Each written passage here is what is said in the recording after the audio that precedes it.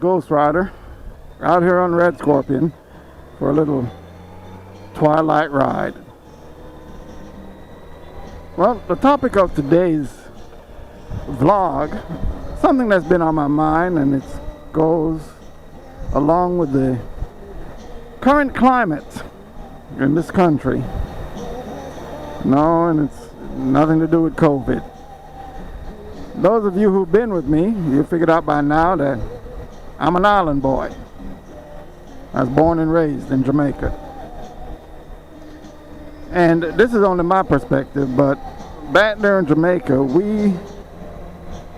discrimination as far as racism was not a prevalent thing there. I mean, most of the discrimination, I would say, and I could be wrong, like I said, this is just from my observation, more along socioeconomic lines.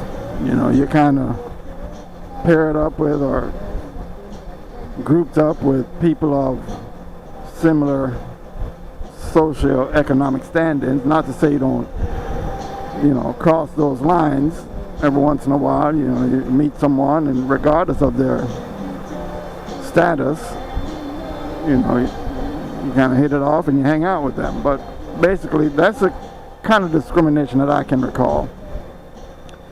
Because even from prep school all the way through high school, for me, we had, like the motto said back there, out of many, one people.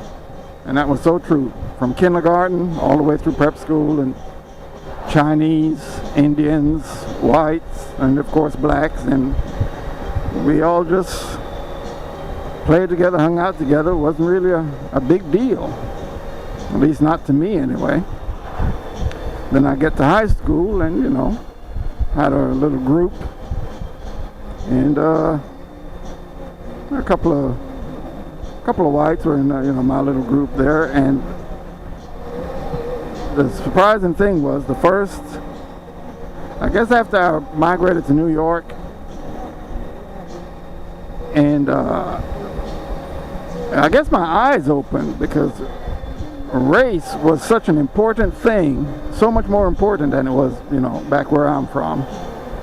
And I realized one of my very good friends, it just all of a sudden dawned on me. I had to tell other friends, and I said, I just realized my good buddy there, who he and I always hanging out together, he's white. I said, it never dawned on me before. I know it sounds silly, but that was really my reality, my realization. And then I started moving all across this country. I got into trucking when I first got here, and on one occasion I went into a little holler up there in West Virginia. It was late at night.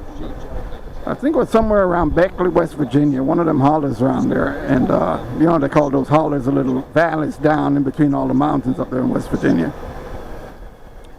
So I got there late that evening, so the distillery warehouse was already closed. I couldn't pick up my load. So I saw an open field with looked like an abandoned shack in the back of it. And I said, well, this is like a nice quiet spot for me to go to sleep. So I pulled the truck in there, turned all the lights out, and the only thing I could see by was a starlight, because there was nothing around there, I tell you. The distillery, I think, opened up 8 o'clock in the morning. So I woke up in the morning to the sound of kids laughing and talking. I'm like, what in the world are kids doing out in this middle of nowhere so early in the morning? It was about, I guess, 6:30, before 7. So I pulled the curtain from the sleeper and peeked my head out. I saw a whole bunch of white kids. And remember that shack I told you about? Well, that wasn't no shack. That was their house, because some of them, were coming out of it and were going to, a bus stop was right there. And they were barefoot, going to school with their backpacks. And what stood out to me was, a lot of coal on the ground around there in West Virginia.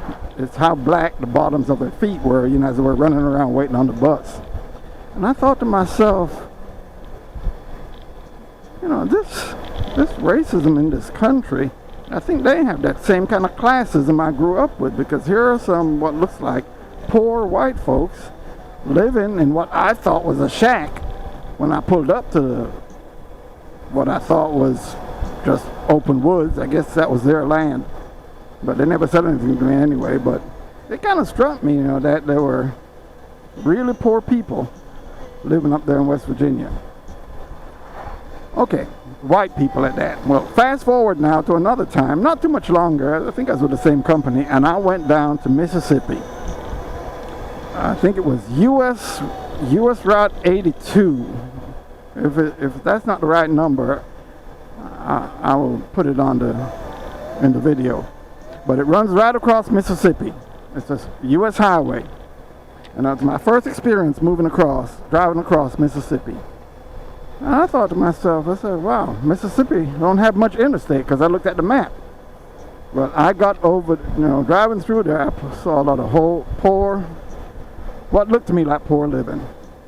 So I got to Greenville, Mississippi. From what I could see back then, majority black population. And also, looked like a lower income black population.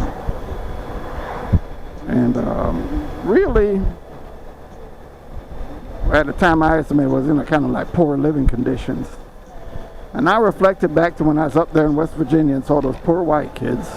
And here I am seeing poor black families.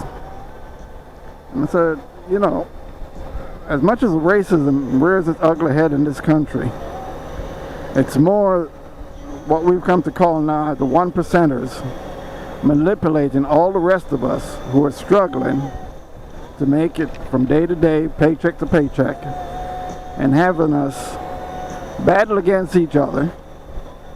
Not so much different from the slavery experience, you hear about in the history books. There was slavery in Jamaica too. But, you had the people who stayed in the house and the people who worked out in the fields. There were light-skinned blacks, and the estate owners put the light-skinned blacks make them feel they're better than the dark-skinned blacks, and, So I said, it's the rich in society that manipulates the middle and lower income of society. And that's what I thought about that. I said, if they're so racist against blacks, how is it that I saw those poor little white kids running around barefoot on the coal dust, going to school with no shoes, sleeping in what literally looked like a shack? And I don't think there was no electricity, and they must have had kerosene lanterns in there, because I saw no wires running to the house. But it just kind of struck me. And that's just what I wanted to talk about. My observation as an immigrant to this country. My eyes opening up to race and racism. And how discrimination is not only by race, but it's also by socioeconomic standing. Shameful thing. We all just got to look out for each other and try and help each other and try and love each other, because we're all human beings. Like I saw a post on Facebook. It was an old post. You probably all have seen it. There's a brown egg, chicken's egg. It's a brown egg, and there's a white egg. They cracked them both open and poured out the yolk and everything that was in there. And they said, just like these eggs, we're all alike on the inside. We're different on the outside, but we're the same on the inside. We all bleed red. Just something to think about. Some of the little thoughts that race through my mind when I have nothing else to do but sit around and think. Well, that's all I got for you today, YouTube. A little Ghost Rider story time. Well, you all be good. Look on your fellow man as a fellow human being. And maybe we all can get things right.